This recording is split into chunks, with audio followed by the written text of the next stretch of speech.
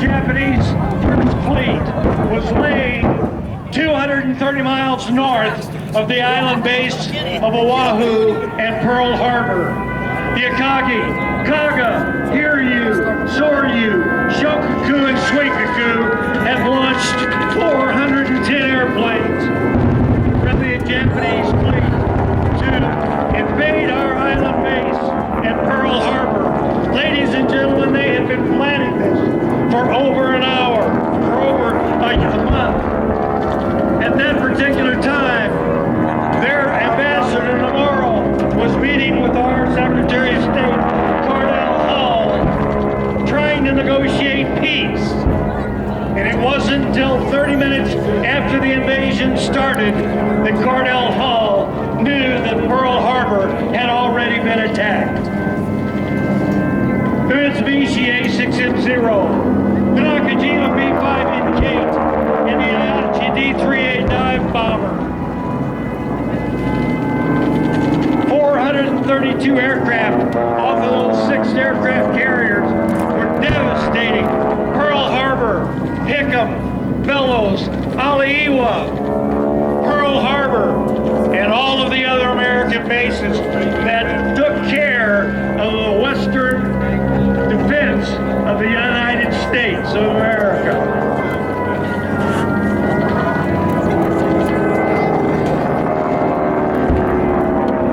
Watch now.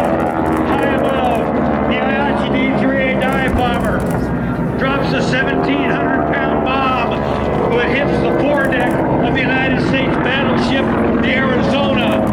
1,177 of America's finest young men went to a watery grave that December the 7th morning, 1941. You're an 18-year-old serviceman. You're on the foredeck of the Nevada.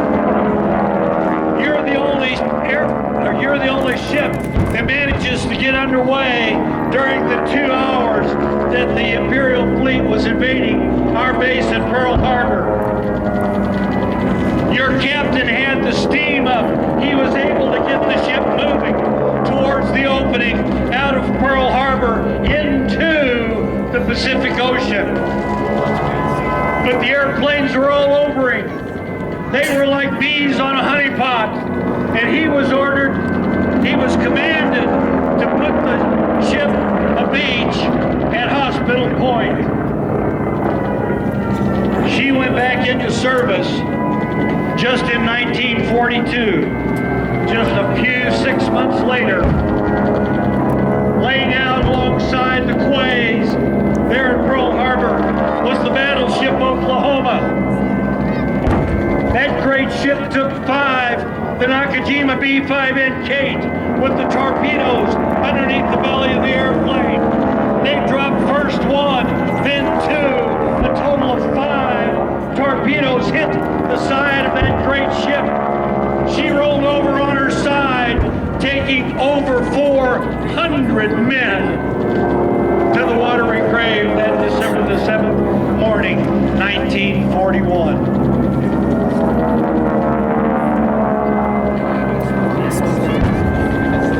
Admiral Isoroku Yamamoto, the commander of the Japanese Combined Fleet, received information from his people that they had totally surprised the Americans at Pearl Harbor. We have done severe damage, he told them. Admiral Yamamoto said, I fear that we have done nothing more than to awaken a sleeping giant. For over 2 hours, this continued. 432 airplanes. But 2 young American servicemen flying P-40 Warhawks had just come in off the beach. They commandeered a Buick, drove out to Haleiwa, got in their P-40 Warhawks. Lieutenants Ken Taylor and George Welch managed to shoot down 5.5 of the, they got credit for 5.5 of the Japanese airplanes.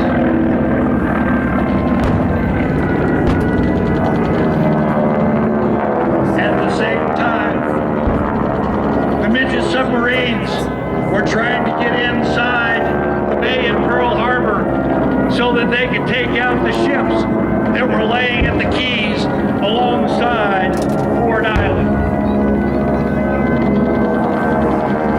Smell the smoke.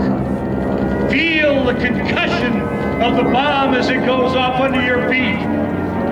Imagine yourself, an 18-year-old serviceman. You're away from home the first time in your life.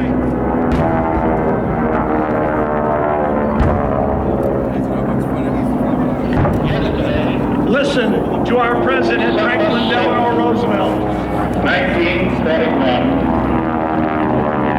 A day which will live in infamy. The United States of America was suddenly and deliberately attacked by naval and air forces of the Empire of Japan. The attack yesterday on the Hawaiian Islands has caused severe damage to American naval and military forces. I regret to tell you that very many American lives have been lost. With confidence in our armed forces, with the unprompting determination of our people, we will gain the inevitable triumph, so help us God. And ladies and gentlemen, I'm here to tell you that America did gain that inevitable triumph. After losing 2,403 American servicemen at Pearl Harbor, America pulled together as she never has before. As you listen to the great Kate Smith sing God Bless America, think about the young men and women who were signing up to become part of our military after December the 7th, 1941. And America was saying, remember Pearl Harbor. And young men and women, or young men, 8, 9 years old, were taking their wagons. They were going all over the neighborhood. They were collecting trash. They were collecting metal. They were doing all of those things so Rosie could be a riveter, and we were building ships at the rate of one a day after we got into 1942. America came together as she never had before, and there was a pride in America. Listen to me. Whether it was Pearl Harbor, World War I, World War II, Korea, Vietnam, Panama, the Persian Gulf, it's the young men and women of our nation that put on this uniform, and they put the flag of our great nation out in front of them, and they allow us to be the greatest free nation in the world. Do you believe that, Reno?